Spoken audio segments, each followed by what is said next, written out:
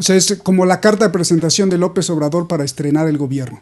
En materia de seguridad, claro, claro. Y luego dice...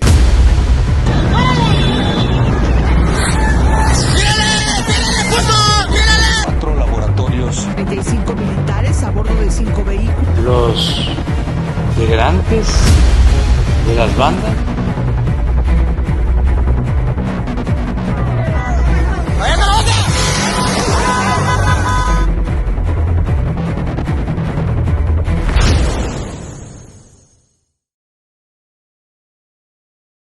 Y luego dice, las aseveraciones anteriores permiten aquilatar la gravedad de la crisis de seguridad que vive México. Ya vimos los números de los gobiernos anteriores y ya vimos que los números de este gobierno son incluso superiores, pero en mucho, hasta el momento. No vista esta crisis de seguridad desde los tiempos postrevolucionarios. Y luego escucha esto, Roberto. El próximo gobierno recibirá una seguridad en ruinas y un país convertido en panteón. Y mi pregunta es, si los estándares de violencia van al alza, con el abrazos no balazos, con la orden del presidente de no repeler ataques para proteger a los delincuentes, dejando en riesgo a los servidores públicos de las Fuerzas Armadas, poniéndolos en desventaja, lo cual es contrario a la ética. Seguimos en un país cuya seguridad está en ruinas y el país está convertido en un panteón. Seguimos a la fecha sin saber cuántas fosas clandestinas existen y cuántas corresponden al presente gobierno. Ahora, Roberto, mira. Pero no entendí, el documento dice que el próximo gobierno, ¿cuál próximo? El de López Obrador, porque esta es la carta de presentación de López Obrador en seguridad. Solo que yo lo copié a Word. Okay. Está copiado a Word, porque son muchas páginas. Y la verdad, no iba a dar tiempo de leer tanto. Bien. Pero, insisto, Plan Nacional de Paz y Seguridad 2018-2024. Inmediatamente en la presentación se van a encontrar estos dos primeros párrafos que copié a Word. Okay. Mi conclusión primaria o la conclusión previa es que el país sigue siendo una ruina en materia de seguridad y un país convertido en panteón. ¿Sí? Pero ahí te va otro dato.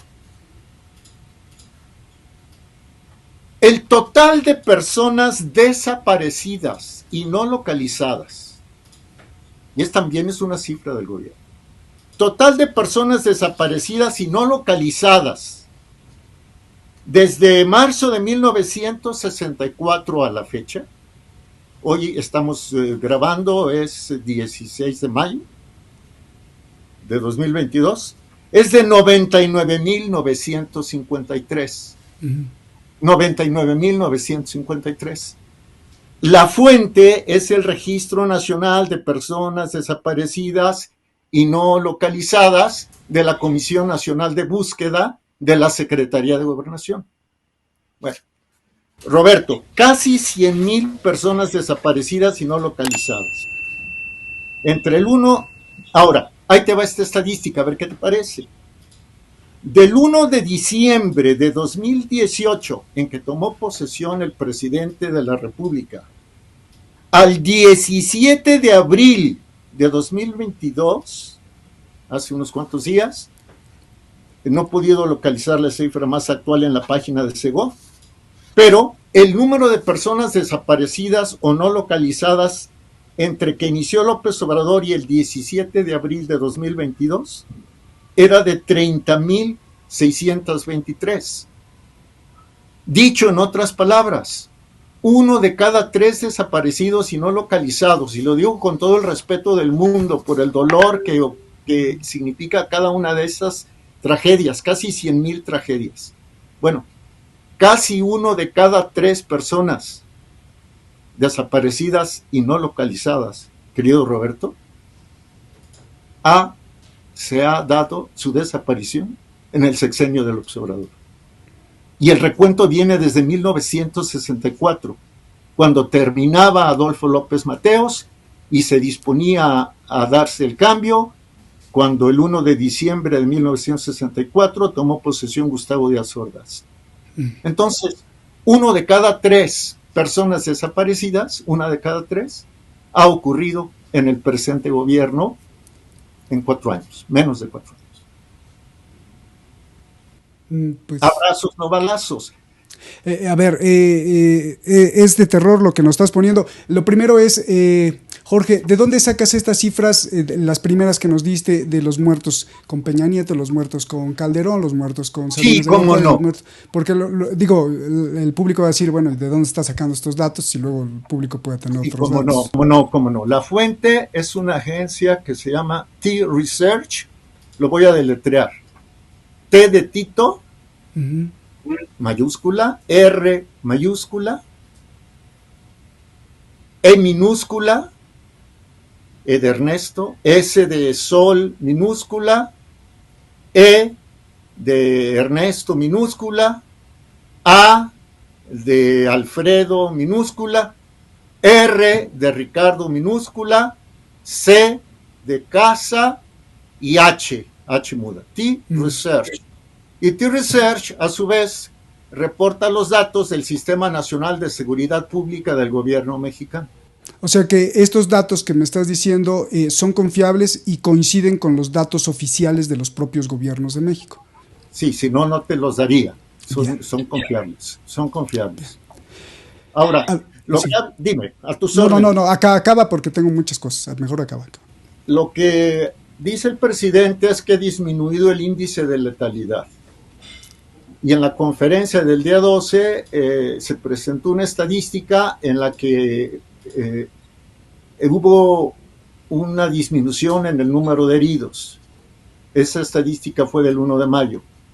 Exhortaría al gobierno mexicano a que muestre el índice de letalidad desde que tomó posesión. Ahora, voy a buscar la página en lo que tú me preguntas y en lo que, si gustas, me cubres con algún... No te preocupes. Una imagen. Ajá. Y te doy de dónde podemos obtener directamente los datos de los asesinatos dolosos en México desde 1997, que es una página del gobierno mexicano. Bien. Bueno, tengo varias preguntas. La primera es, enfrentando todos estos datos, el presidente López Obrador, bueno, pues ha tenido varios argumentos. Yo te quiero preguntar, Jorge, si no es válido los argumentos de López Obrador como se le hicieron válidos a todos los anteriores presidentes. ¿De qué estoy hablando? Yo me acuerdo que desde niño veía los informes de gobierno y veía a Echeverría y a López Portillo. Y me acuerdo mucho de López Portillo echándole la culpa al anterior gobierno, diciendo que no solo en materia de seguridad, sino también seguridad económica, ¿no? Ya nos saquearon y no nos volverán a saquear, y defenderé el peso como perro. Me acuerdo, era niño. Y después, pues ya fui creciendo, y luego en mi época de reportero, pues prácticamente todos los presidentes han dicho que la culpa lo tienen los gobiernos anteriores, que han dejado el país en un desastre, y esto además se repite pues en todo el mundo. Entonces yo te pregunto, Jorge, pues ¿por qué no darle crédito también a las explicaciones de López Obrador, que pues dice lo mismo que pues todos los de atrás? La culpa no la tuve yo. ¿Cómo quieren que arregle un gobierno? ¿Cómo quieren que arregle no solo el gobierno infiltrado por la corrupción, sino un país que me lo dejaron en ruinas? Y bueno, yo estoy tratando de hacer todo lo posible. ¿Qué me dices de esto? Interesante esta pregunta, ¿no? ¿Qué te digo de eso? Primero, que los gobiernos neoliberales, e incluso los anteriores a los neoliberales, los tecnócratas, se hicieron con el poder el 1 de diciembre de 1988, no, de 82, con Miguel de la Madrid Hurtado. Ellos, Terrible. ellos permitieron el desorden en el mercado de las drogas. Es incuestionable. O sea, la tétrica industria del narcotráfico y las que van asociadas comenzaron su bonanza sobre todo con los neoliberales. Aquí no estoy para eximir a nadie de esa responsabilidad, si es que se me permite asumir esa postura de hacer un juicio crítico, ¿no? No dudo ni tantito que este gobierno, el que nos valga la redundancia, el que tenemos desde el 1 de diciembre de 2018, no dudo ni tantito que se haya encontrado un país con la seguridad en ruinas y un país convertido en panteón. Las cifras que te acabo de dar son contundentes. Lo que no se vale es decir que ya cambió y que ahora la situación es diferente. Mira, dijo López Obrador a través de su documento de su gobierno de Plan Nacional de Paz y Seguridad 2018-2024, en el párrafo 1, 2, 4. Suele asumirse, por ejemplo, que el fenómeno delictivo se circunscribe a los llamados, perdónenme, a los llamados delitos violentos: robo a mano armada, asalto a casa, habitación, secuestro, lesiones, homicidios y a algunas expresiones de criminalidad organizada, principalmente el narcotráfico y el tráfico de personas. Párrafo 4. Pero se deja de lado los llamados delitos de cuello blanco, como el desvío de recursos, la defraudación, el cohecho, la malversación y las operaciones con recursos de procedencia ilícita o lavado de dinero, así como infracciones cometidas específicamente por servidores públicos, como la prevaricación, es decir, hacer lo que no hacer lo que te toca, el abuso de autoridad, el fraude electoral, la suplantación de funciones y otros relacionados con la violación de derechos humanos. ¿A dónde quiero llegar con esto, Roberto? Mira, a que darle protección a los delincuentes va contra el derecho natural y trataré de probarlo desde el punto de vista de la ética personalista. Sí, pero ahí te podría decir López Obrador, Jorge, sí, pero estoy hablando de proteger su vida, no matarlos. Sí, claro, pero qué bueno que me preguntas eso, porque me ubicas. A ver, Roberto, nuevamente voy a recurrir a la ética. Tú hablabas hace un rato de que en esta cadena de darles seguridad a las personas, en último lugar estarían los delincuentes. Y yo te diría que sí, y trataré de demostrarlo desde el punto de vista ético, de la ética personalista. A ver, hay una ley natural que todos tenemos inscrita en el espíritu. Todos, con un recto uso de razón, llegamos a unas conclusiones que son principios primarios de ley natural, como los siguientes, Roberto. Cumple siempre con tu deber. Haz lo que la recta razón te ordene. Dale a cada quien lo que le corresponda. Y así hay muchos principios primarios de ley natural. Todos estos, Roberto, se resumen en uno que se llama el principio de la sindéresis. Y el principio de la sindéresis, que es el fundamento de todo juicio ético, y ahorita explico qué es un juicio ético, el principio de la sindéresis es: haz el bien y evita el mal. Bien, para hacer un juicio, llegar a un precepto primario de ley natural, necesitamos utilizar primero el principio de la sindéresis: haz el bien y evita el mal. Como segundo elemento del silogismo ético están las exigencias de la naturaleza humana. Y si hablamos de seguridad, ¿cuál es la exigencia humana en materia de seguridad? Que el gobierno debe cumplir con su deber y proteger a la población, tanto de los grupos de la delincuencia organizada como de la delincuencia común. Y si el gobierno se abstiene de combatir a los grupos criminales, está faltando al principio de exigencia de la naturaleza humana y por lo tanto se está volviendo en cómplice de los grupos criminales, que es lo que tu servidor considera del actual gobierno.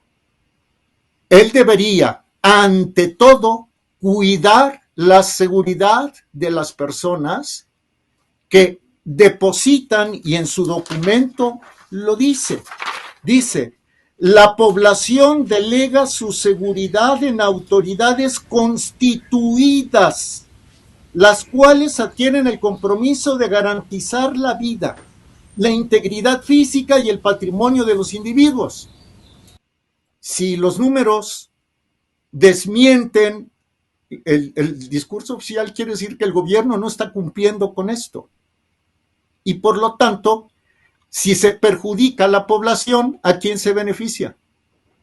A los grupos criminales. Yo recuerdo, si la memoria no me falla, bueno, mejor no, para no especular porque no tengo el dato completo, pero alguna vez López Obrador dijo: ya no se detendrá a los capos, la guerra se acabó. El caso es que la guerra continúa. ¿Contra quién? Contra la seguridad de las personas, aunque el presidente diga que no, Roberto. No sé si te respondí, si no, tú por favor, con esa agudeza que tienes, lánzala. No, pues al revés. Primero, disculpa por tomar tu tiempo, que es muy valioso, pero esto está interesantísimo. Entonces, todo esto que nos pones tan interesante lo convierte en muy importante. Y pues por eso sigo extendiéndome. Discúlpame, Jorge, porque bueno, pues la gente tiene más elementos como para contradecirte o para decir, sí tienes razón, o lo que sea, pero de eso se trata. Y hasta ya me trajeron mi cafecito y pues me voy a hacer, me voy a acomodar haciéndote varias preguntas. A ver, yo te decía si no era válido esto, pero pues ya me lo dejaste clarito, ¿no? O sea, de que pues todos repiten, ¿no? Pues me dejaron el de atrás, me lo dejó en ruinas el país y yo pues voy a tratar de hacer todo lo posible. Estando como reportero, corresponsal, incluso de una cadena mundial, lo recordé justamente hace unos 2-3 días, venía manejando ahí por Constituyentes y me metí, la avenida Constituyentes, para los que no estén en México, es una avenida que baja hacia la Ciudad de México, hacia el centro, y me metí en una callecita y me topé con unas rejas. Y me acordé que en la época de Felipe Calderón, el gobierno de Calderón me dejó entrar a un como búnker, justamente allí en Constituyentes. Y en ese búnker parecía una nave espacial, estaba metido subterráneo. No sé si era búnker nuclear, pero era una especie de búnker, se veía muy, muy de película todo. Y había muchas computadoras y la gente trabajaba cristales y era la Policía Federal, no sé si recuerdas. Y en ese lugar que desplazaba al CISEN como la CIA de México, entonces se le daba mucho auge a una cosa que se llamaba Plataforma México. Y todos los oficiales, muy amables, de verdad, con una disciplina tremenda, y oficiales muy expertos en policía informática, estaba la inteligencia de México ahí, y yo había tenido acceso, y me dijeron, mira, aquí vemos todo. Es más, si un narco, un delincuente, sobre todo los capos, estuviera en Indonesia o en Japón, en donde fuera, nosotros en un minuto detectamos qué está haciendo, en dónde está, qué tarjeta de crédito utilizó, cómo pagó, en cualquier parte del mundo. Y efectivamente tenían ahí, era increíble. Y yo pregunté y le dije, oiga, ¿y pues por qué no los agarran si tienen toda esta tecnología? Y entonces pues uno solo sonrió. Esto fue en la época de Felipe Calderón y el mundo ha avanzado tremendamente tecnológicamente. Me quiero ir por ahí para no irme por otro lado. Si en aquel tiempo con esa tecnología podían detectar en un minuto dónde estaba un criminal mexicano haciendo qué, comprando qué, con quién, dónde, cómo y por qué hoy no los agarran? Seguramente la policía o los sistemas de inteligencia mexicano tendrán una capacidad tecnológica mucho mayor que la que tenía Calderón. ¿Por qué no los atrapan, Jorge? Pues desde mi personal punto de vista, porque hay una complicidad, una absoluta complicidad. Mira, déjame irme al párrafo 5 del documento del equipo de transición del López Obrador, Plan Nacional de Paz y Seguridad 2018-2024, el párrafo 5. Él habla, este párrafo dice, entre unos y otros, entre criminales y autoridades, funcionarios públicos, está en el párrafo anterior, entre unos y otros existen, sin embargo, vasos comunicantes y redes de complicidad evidentes o discretos, pero en todo caso insoslayables. Es una respuesta del equipo del observador, del equipo de transición. Por definición, la delincuencia organizada no puede existir sin un grado de involucramiento de funcionarios públicos que le ofrezca un margen de protección e impunidad, y el tamaño, la extensión y el poder de grupos criminales como los que existen en México solo pueden entenderse por una corrupción de dimensión equivalente en las oficinas públicas particularmente, aunque no en forma exclusiva, en los aparatos de prevención y combate de la delincuencia, procuración e impartición de justicia. Yo digo, espérame tantito, Roberto, a ver, la actual Guardia Nacional tiene 13 veces más elementos que la Policía Federal de Genaro García Luna.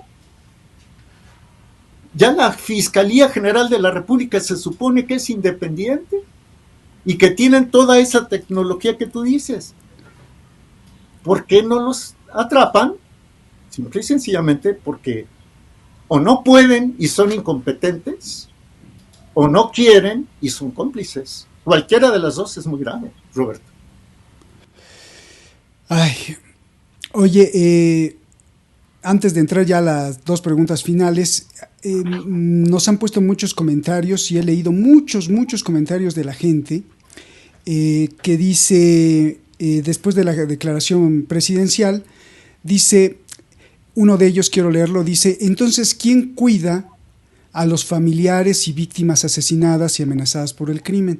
¿Quién cuida a los familiares de los secuestrados, a los familiares de los ejecutados y levantados? ¿Qué dirán aquellos que deben de pagar derecho de piso? ¿Qué dirán aquellos que tuvieron que cerrar sus negocios por la constante extorsión de los delincuentes? Las decenas de familias que abandonan sus hogares y sus pueblos se convierten en pueblos fantasma ante el poder de los integrantes de las bandas. ¿Qué le contestamos a este comentario? o qué se le dice a este mexicano que escribe su comentario, Jorge?